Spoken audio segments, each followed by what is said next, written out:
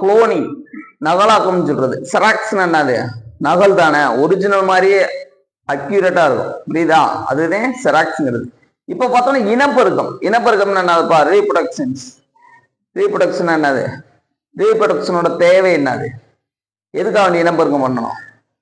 ஒரு அனிமல் வந்து இந்த உலகத்துல அப்படியே இருந்துகிட்டே இருக்கிறதுக்காண்டிதே இனப்பெருக்கம் செய்யுது. அந்த இனத்தை அழிய விடாம பாதுகாக்கிறதுக்காண்டி செய்யப்படுற ஒரு பயாலஜிக்கல் ப்ராசஸ் தான் இனப்பெருக்கம், புரியுதா? இது வந்து இயற்கையிலேயே நடக்கும், இயற்கையை சார்ந்து நடக்கும்.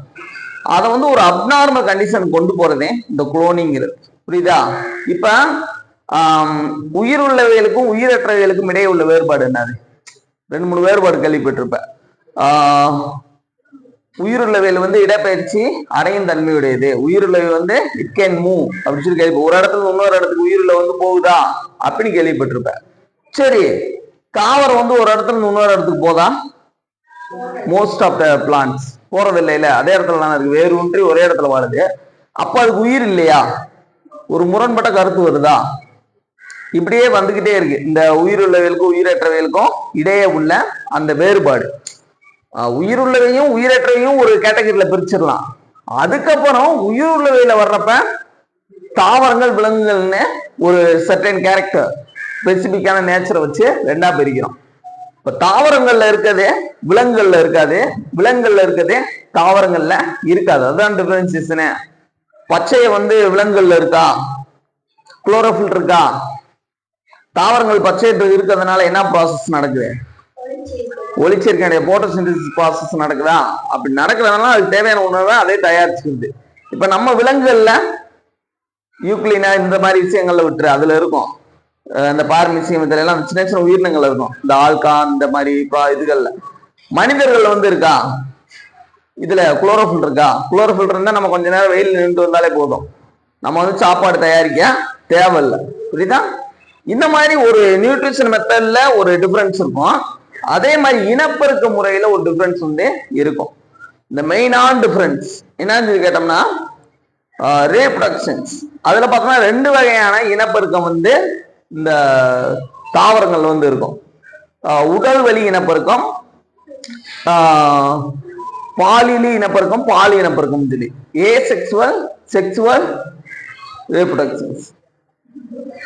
செக்சுவல், ஏசெக்சுவல் ரீப்ரொடக்ஷன்ங்கிறது. இப்ப பார்த்தோம்னா பால் மற்றும் பாலின இனப்பெருக்கம்.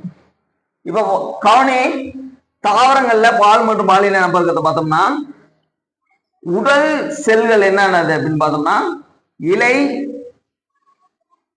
தண்டு, வேர், இதெல்லாம் என்னது? உடல் பகுதியா இனப்பெருக்க பகுதியா?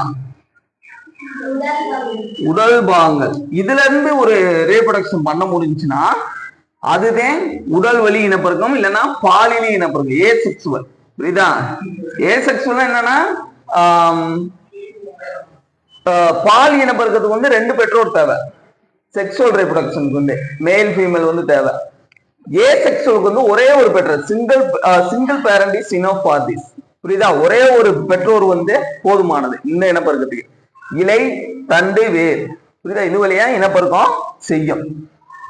அப்புறம் பால் இனப்பெருக்கம், செக்சுவல் ரீப்ரொடக்ஷன் வந்து மேல அந்த போலன் கிரெயின்ஸ் இருக்குல்ல, மலர்ல பார்த்தோம்னா ஆண் பகுதி என்னது? மகரந்த துகள் தான் ஆண் பகுதி, போலன் கிரெயின்ஸ். இந்த பெண் பகுதி வந்து சூலகம், புரியுதா? இது மலர்ல வந்து நடக்கும். மலர்ல இருக்கிறதுனா இருபால் மலர், ஒரு பால் மலர், அந்த ப்ராசஸ் எல்லாம் அப்படியே போயிட்டே இருக்கும். அந்த பாலினேஷன்ஸ், மகரந்த சேர்க்கை, அது வந்து நடந்துகிட்டு இருக்கும். இப்ப மனிதனுக்கு வா, மனிதன்ல வந்து எந்த ரீப்ரொடக்ஷன் வந்து இருக்கு? மனிதன்ல வந்து செக்சுவலா ஏசெக்சுவலா? பால் இனப்பெருக்கமா பாலினி இனப்பெருக்கமா? பால் இனப்பெருக்கம். ஏன்னா 2 பேரண்ட் வந்து தேவைப்படுது, ஒரு பேர் வந்து தேவைப்படுது, மேல் அண்ட் ஃபீமேல் பேர் வந்து தேவைப்படுது, புரியுதா? பால் இனப்பெருக்கம் மட்டுமே இங்க வந்து பாசிபிள். அனிமல்ஸ்ல வந்து, மேமல்ஸ்ல இப்படி எடுத்துக்கலாம், மனிதன்ல வந்து. ஆனா இதையும் தாண்டி ஏசெக்சுவல் ரீப்ரொடக்ஷன் பாசிபிள், அதாவது பாலியல் இனப்பெருக்கமும் பாசிபிள் அப்படின்னு சொல்ற ப்ராசஸ் தான் குளோனிங், புரியுதா? ஏசெக்சுவல் ரீப்ரொடக்ஷன் வந்து பாசிபிள். இப்ப நம்ம ஒரு இலைவெளி இனப்பெருக்கம், தண்டு வெளி இனப்பெருக்கம், வேர்வெளி இனப்பெருக்கம் செஞ்சுச்சுன்னா அதை என்ன செய்யறோம், என்ன சொல்றோம்? உடல் வலி இனப்பெருக்கம். ஏன்னா உடல் செல் தானே அது எல்லாமே. உடல் செல்ல இருந்து ஒரு ஒரு ஆப்ஸ்பிரிங், ஒரு வழித்தோன்றல் உருவாகுதுன்னா அது எப்படி இருக்கும்? அதோட கேரக்டர் சேஞ்ச் ஆயிருக்குமா? அதோட நேச்சர் சேஞ்ச் ஆயிருக்குமா? பேரண்ட் மாதிரியே அப்சல்யூட்லி இருக்கும். ஏன்னா அதோட உடம்ப வச்சு செய்யறோம். இப்ப நான் என்னோட கையை தனியா அங்க வெட்டி ஊண்டி வைக்கிறேன், வளருமா? தனியா ஒரு முழு மனிதன் என்னைய மாதிரி வளர்ந்து வருமா? ஆனா இதை பாசிபிள் பண்றதே குளோனிங் மெத்தட். புரியுதா? தாவரங்கள் இதுல வந்து இயற்கையாவே பண்ணுது. இயற்கையாவே இந்த ப்ராசஸ் வந்து பாசிபிள் ஆகுது, உடல் வலி இனப்பெருக்குங்கிறது. இது பேர் டோட்டி பொட்டன்சி அப்படிங்கிறது. பொட்டன்சியல் என்னப்பா? பொட்டன்சியல் பவர்ன்றோம்ல, ஒரு சக்தி, ஒரு பவர். டோட்டி பொட்டன்சினா முழுமை திறன் அர்த்தம். எந்த ஒரு சிங்கிள் செல்லும் முழு தாவரமா வளரக்கூடிய திறமை பெற்றிருக்கிறதே, ஒரு கெப்பாசிட்டி இருக்குது டோட்டி பொட்டன்சி. புரியுதா? முழுமை ஆக்குத்திறன் பெற்றமைன்னு அர்த்தம். இந்த பண்போட அடிப்படையில தான் இந்த ப்ராசஸ் நடக்குது. என்னடா தாவரத்துல இப்படி நடக்குது? மோஸ்ட் ஆஃப் த கேரக்டர் வந்து அனிமல்லையும் பிளான்ட்லயும் ஒரே மாதிரி தானே வரும். புரியுதா? அதுல செல்வால் இருக்கும் பிளான்ட் செல்ல, நம்ம இதுல செல்வால் இருக்காது. பிளாஸ்மா மெம்பரேன் அவுட் சைட் காணப்படும். இந்த டிஃபரன்ஸ் இருக்கும், ஆனா சிமிலாரிட்டி நிறைய இருக்கும். அதுலயும் டிஎன்ஏ ஆர்என்ஏ இருக்கும், நம்ம இதுல டிஎன்ஏ வந்து இருக்குது மரபு பொருளா. அதுலயும் மைட்டோகாண்ட்ரியா இருக்கும் பவர் ஹவுஸா, நம்ம இதுல வந்து மைட்டோகாண்ட்ரியா வந்து பவர் ஹவுஸா இருக்கும். புரியுதா? சென்ட்ரியல் இருக்கும், இல்லாம இருக்கும், அதெல்லாம் டிஃபரன்ஸ். ஆனா சிமிலாரிட்டி நிறைய இருக்கும். அப்ப அவங்க வந்து யோசிக்கிறாங்க, என்னடா இந்த இதுல வந்து தாவரங்கள் விலங்குகள் செல்ல வந்து ஏசெக்சுவல் ரீப்ரொடக்ஷன் வந்து பாசிபிள்னா, உடல் வலி இனப்பெருக்கம் பாசிபிள்னா மனிதன்ல அது பாசிபிளா இருக்கணும்ல அப்படின்னு சொல்லி சக்சஸ்ஃபுல்லா கொண்டு போன ஒரு ப்ராசஸ் தான் குளோனிங் மெத்தட். புரியுதா? Cloning method. இப்ப குளோனிங் மெத்தட்ல பாலிலி இனப்பெருக்கத்துல நன்மைகள் இருக்கு, தீமைகள் இருக்கு. பாலியா இனப்பெருக்கத்திலையும் நன்மைகள் இருக்கு, தீமைகள் இருக்கு. இப்போ ஒரு பிளான்ட் வந்து நல்ல பிளான்டா இருக்கு, நல்ல ஒரு நல்ல காய்கறிகள் தருது, நல்ல காய்கறி, நல்ல சத்தான காய்கறி, நல்ல ஸ்ட்ரென்த்தான நிறைய பெரிய சைஸ்ல காய்கறி தருது. அதே பிளான்ட் தான் உனக்கு தேவை, அதே பிளான்ட் தான் உனக்கு வந்து தேவை. அப்படின்னா என்ன இனப்பெருக்கம் செய்யணும்? பாலி இனப்பெருக்கம் செய்யணுமா, பாலிலா இனப்பெருக்கம் செய்யணுமா? பாலிலா இனப்பெருக்கம், ஏசெக்சுவல் ரீப்ரொடக்ஷன் அதே இதுல இருந்து வெட்டி வச்சா தானே அதே இது வரும். முருங்கை மரத்துல வந்து அந்த முருங்கை மரம் நல்லா காய்க்குதுன்னா அதோட தண்டு பகுதி அந்த கிளைகளை போய் உடச்சு வைக்கணும், அப்படின்னா அதே தாவரம் வந்து வளரும். இதே அந்த முருங்கை மரத்துல பூ பூத்து அதுல இருந்து விதை வருது, அதை போட்டு வளர்த்தனா வேற பேரண்ட் வேற தாவரத்தோட நேச்சரும் கலந்து வரும். இதான ஜெனடிக்ஸ் எல்லாம் படிக்கிற நீங்க மரபியல் எல்லாம் பார்த்தனா நெட்டை தாவரம், குட்டை தாவரம் அப்படி கலந்து கலந்து வரும். அப்படி இல்லாம வர்றது இந்த பாலி இனப்பெருக்கம்.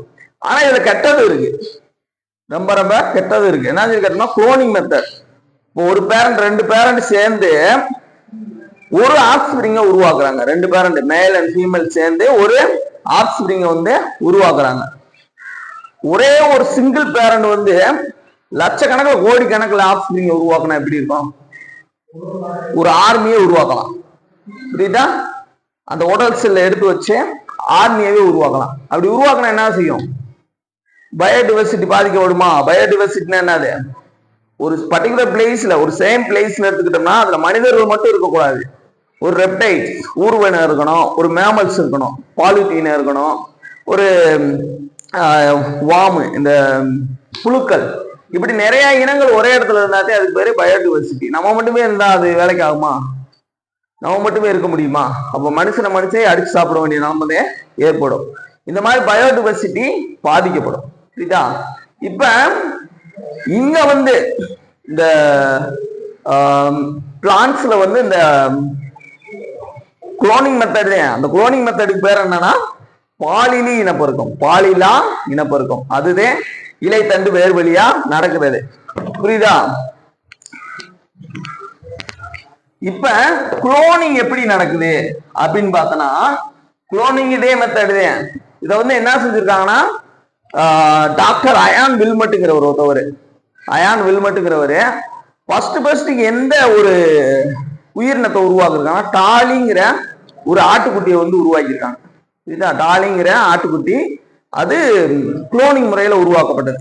எப்படி உருவாக்கியிருக்காங்க அப்படின்னு பார்த்தோன்னா, இப்ப பாலில இனப்பெருக்கத்துல எப்படி நடக்கும்?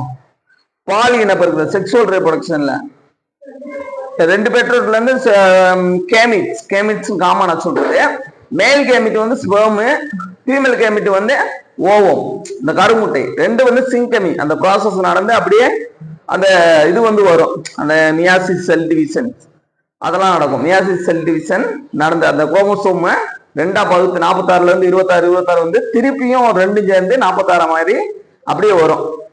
இந்த ப்ராசஸ் வந்து இங்க கிடையாது, குளோனிங்ல கிடையாது. என்ன சொல்லி கேட்டோம்னா, இங்க ஒரு இதுல இருந்ததே அண்டர் செல் எடுக்கிறாங்க. ஒரு பால் இனப்பெருக்கத்துக்கு எந்தெந்த பேரண்ட் தேவை, ஆண் பெண் தேவை இல்லையா? இங்க வந்து ஒரு ஒரு பெண்ணாடு இருக்கு. ஒரு பெண்ணாடு இருக்குன்னா அது வந்து செவிலித்தாய். இந்த செவிலித்தாய்னா வாடகை தாய் மீன் இருக்கும்ல, வாடகை தாய், குழந்தை பிறக்கிறதுக்கு முடியாதவங்க, அதுக்கெல்லாம் இந்த டெக்னாலஜி வந்து யூஸ் ஆகுது. அந்த வாடகை தாய்மை எடுத்து அவங்கள எடுத்து இந்த இன்னொரு ஆடு இருக்குல்ல, அந்த ஆடோட மடிசெல்ல எடுக்கிறாங்க. மடிசெல்லுங்கிறது இனப்பெருக்க செல்லா உடல் செல்லா? மடிசெல் இருக்குல்ல, பாலூட்டும் செல்லு, அது இனப்பெருக்க செல்லா உடல் செல்லா? உடல் செல்லு தானே, உடல் பகுதி தானே. அதெல்லாம் இனப்பெருக்க செல்லுனா ஸ்பெர்ம் ஓவன் தானே இனப்பெருக்க செல்லு. மடி செல்லத்தை இங்க எடுக்கிறாங்க. மடி செல்லை எடுத்து அந்த இன்னொரு ஆட்டுல இருந்து இதை எடுத்தாங்கல்ல, ஓவம், அந்த இனப்பெருக்க செல்லு, அதுல இருந்து உட்கருவை நீக்கிறாங்க.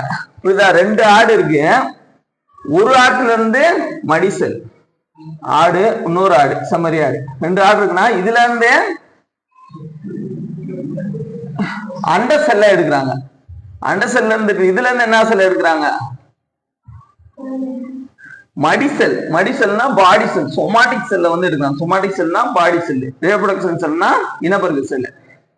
மடிசெல்ல எடுத்து இதுல இருந்து உட்கரு இருக்குல்ல, உட்கருவை நீக்கிட்டு அதுக்கப்புறம் ஒண்ணு சேர்க்கிறாங்க.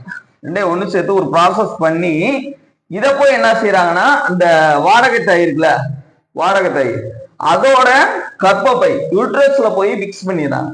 ஒரு 6 வாரம் கழிச்சு அப்படி மிக்ஸ் பண்றப்ப அங்க வந்து வளர ஆரம்பிக்குது, ஒரு ஆட்டுக்குட்டி வந்து வளர ஆரம்பிக்குது. புரியுதா எப்படி ப்ராசஸ் பண்றாங்கன்னு? ரெண்டு செல்ல எடுக்கல, ரெண்டு செல்லு இந்த மேல் ஃபீமேல் கேமிட் எடுக்கல, ஒண்ணு வந்து அண்டர் செல் எடுக்கிறாங்க. அண்டர் செல் எடுத்துட்டு இந்த ஒரு பாட்டில் கூட வரும் இல்ல, அந்த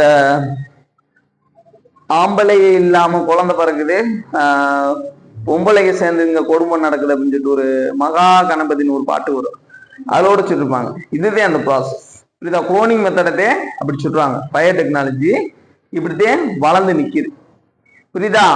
இப்ப இது செய்யறதுனால நன்மை என்ன அப்படின்னு பார்த்தோம்னா, நம்ம வந்து ஒரு அழியக்கூடிய ஒரு உயிரினம்.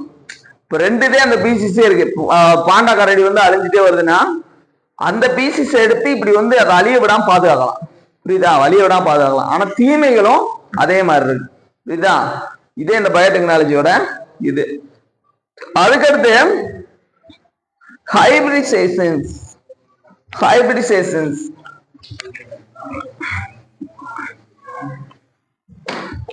ஹைபிரிடேஷன் என்னப்பா? இது கெமிஸ்ட்ரியில வரும், பயாலஜில வரும். ஹைபிரிடேஷன்ஸ் இனக்கலப்பு கேள்விப்பட்டிருக்கியா?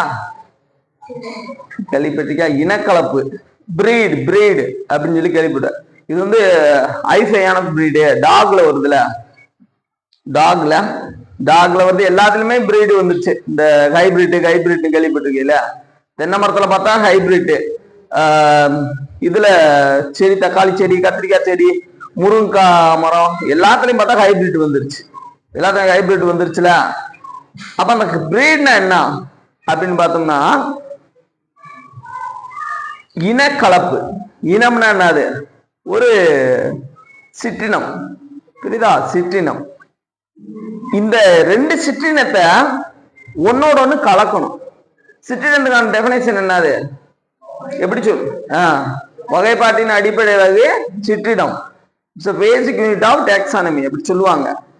இப்ப சிற்றினம் இருக்குன்னா அது எப்படி வரையறுக்கலாம் அப்படின்னா, புறத்தோற்ற பண்புகளில் ஒத்து காணப்பட்டு, நல்லா கவனி, புறத்தோற்ற பண்புகள் ஒத்து காணப்படுது, இனப்பெருக்க பண்புகள்ல வேறுபட்டு காணப்படுது. குதிரையும் கழுதையும் கிட்டத்தட்ட ஒரே தாத்தான, குதிரை, கழுதை, வரி குதிரை எல்லாம் ஒரே தாத்தான இருக்கு.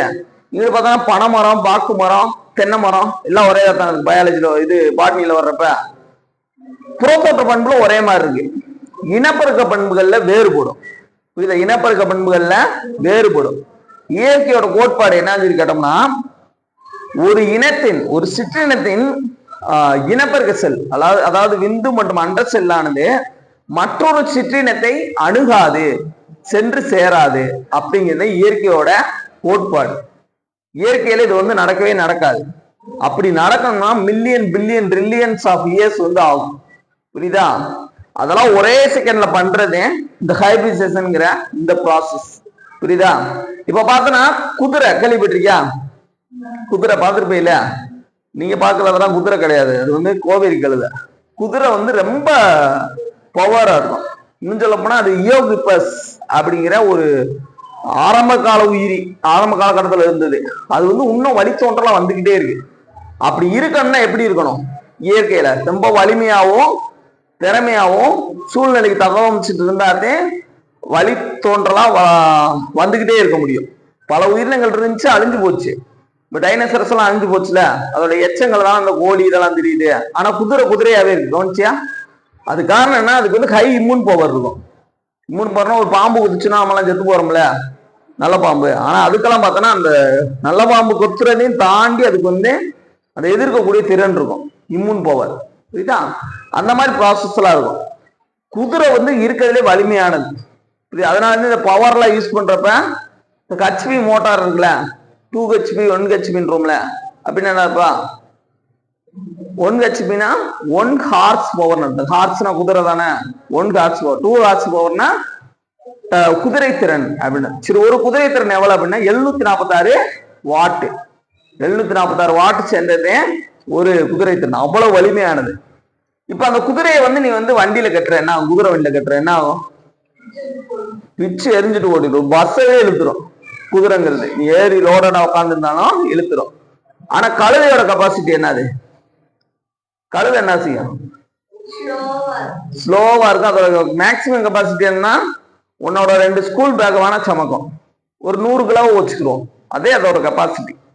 அப்ப கழுதையை வந்து கொஞ்சம் கூட்டணும். கழுதையோட கெப்பாசிட்டியை வந்து கொஞ்சம் இன்க்ரீஸ் பண்ணணும், குதிரையோட கெப்பாசிட்டியை கொஞ்சம் கம்மி பண்ணணும். இதுதே இனக்கலப்பு, ஹைபிரிடைசேஷன் அப்படிங்கிற ப்ராசஸ். இது வந்து ஹார்ஸ்ன்னு எடுத்துக்கிட்டோம்னா இது வந்து டாங்கி. இது கொஞ்சம் கூடணும், இது கொஞ்சம் குறையணும். ரெண்டுக்கு நடுவுல உருவாகுறதே ஹைபிரிட். புரியுதா? ஹைபிரிடைசேஷன் அப்படிங்கிற ப்ராசஸ். இது நம்ம கெமிஸ்ட்ரியிலே வரும். 2 ஆர்பிட் வந்து மிங்கிள் ஆகுறப்ப, ஓவர்லேப்பிங் ஆகுறப்ப இந்த ப்ராசஸ் வந்து நடக்கும். புரியுதா? இதேப்பா அந்த ஹைபிரிடைசேஷன்ங்கிறது. இப்ப இதுல வந்து என்ன குறைபாடு அப்படின்னு சொல்லி கேட்டனா, நம்ம பயோடைவர்சிட்டி இருக்குல்ல, அது வந்து ரொம்ப ரொம்ப கருறதுக்கு காரணம் இதுதே. இப்ப ஒரு ஸ்ட்ரீட் டாக் இருக்கு, நான் காலையிலோட ஸ்ட்ரீட் டாக் இருக்குன்னா அது வந்து ஒரு 10 குட்டி போடுது. யாராவது அந்த குட்டியை தூக்கி வளர்க்குறாங்களா? வளர்க்க மாட்டாங்களா? நம்ம பிடிச்சவங்க, நம்ம தெரிஞ்சவங்க, ஒரு அந்த லெவல்ல யோசிக்கிறவங்க எடுத்து வளர்ப்பாங்க.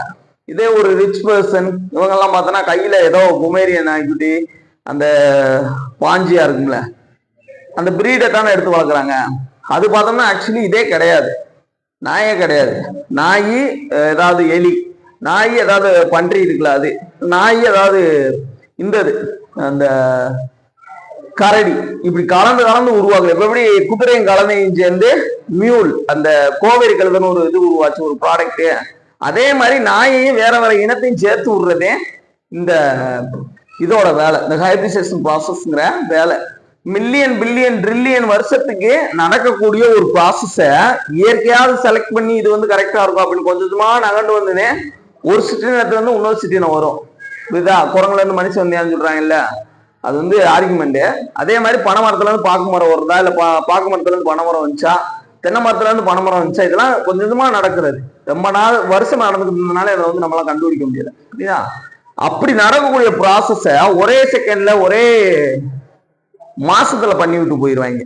ஒரு சின்ன பிள்ளை கையில ஒரு இது இருக்கு, ஸ்கெட்சு, ஒரு வாட்டர் கலர் இருக்குன்னு வச்சுக்கோ. ஃபர்ஸ்ட் ஒரு கலரை வெள்ளை கலர் அடிக்குது, அப்புறம் மஞ்சள் கலரை தூக்கி அடிக்குது. ஒரு புது கலர் வருமா? புது கலர் வரும்ல, வந்தனே அந்த பிள்ளைக்கு ஒரு ஆசை வருமா? சரி, அடுத்து ஒரு கலர் தூக்கி மஞ்சள் கலர் கலப்போம், சரி கருப்பு கலர் கலப்போம், அப்படியே கலந்து வேற வேற கலர் உருவாக்குமா? ஒரு சின்ன பிள்ளைக்கு என்ன மென்டாலிட்டி இருக்கோ அதே மாதிரி இந்த பயோடெக்னிக்ஸ், இந்த பயோடெக்னாலஜி இருக்காங்க இல்ல, படிச்சுட்டு இந்த மாதிரித்தையும் சின்ன பிள்ளை பண்ற மாதிரித்தையும் இதை பண்ணிக்கிட்டு இருக்காங்க. சின்ன பிள்ளை எப்படி 2 கலவரத்தையும் கலக்குதோ அதே மாதிரி இவங்க 2 பிரீடு 2 இனத்தை வச்சு வந்து கலந்து விட்டு புது ப்ராடக்டா உருவாக்கிறது. இதுதா அப்படி செய்யறதுனால இப்ப அந்த உயிரினத்தை வாங்கிட்டாங்கன்னா, நாய் வளர்க்கணும்னு ஆசை இருக்கவங்க இந்த உயிரினத்தை வளர்ப்பாங்களா? நம்ம சாதாரணமா டாக்க வளர்ப்பாங்களா? வளர்க்க மாட்டாங்களா? அப்பதே இது வந்து ஸ்ட்ரீட் டாகா மாறுறது, அடாப்ட் பண்ண ஆள் இல்லாம தெருவில் தெரிஞ்சு அழியுது. ஆனா இயற்கையே ஒரு நாயை உருவாக்கி கொள்ள வருஷம் ஆல்பான்னு ஒரு படம் பார்த்தியா? அதுல பார்த்தோன்னா ஆரம்ப காலத்துல ஓனாய் எப்படி மனுஷனுக்கு பழகுச்சு, அப்புறம் எப்படி வீட்டுக்கு மாறிச்சு, எப்படி வளர்ந்துச்சு அப்படிங்கிறது நாய்க்கு நமக்கு கிடையாது. அந்த ரிலேஷன்ஷிப் ரொம்ப வருடங்களா தொடர்ந்துட்டு வரலாற்றுக்கு முற்பட்ட காலத்துல இருந்து இருந்துகிட்டு இருக்கு. அதை திடீர்னு பிரேக் பண்ற மாதிரி இதெல்லாம் புரியுதா? பயோடெக்னாலஜி, ஹைபிரிடைசேஷன் இதெல்லாம் நன்மையும் இருக்கு, ஆனா தீமைகளும் அது மாதிரி இருந்துகிட்டே இருக்கு. சரியான நாலேஜோட இதை அப்ரோச் பண்ணாதே நம்ம வந்து இது பண்ண முடியும். இதுதான் இது பண்ணிக்க. அடுத்த டாபிக்ல இதை பார்ப்போம், அந்த இன்சுலின் அதை பார்ப்போம்.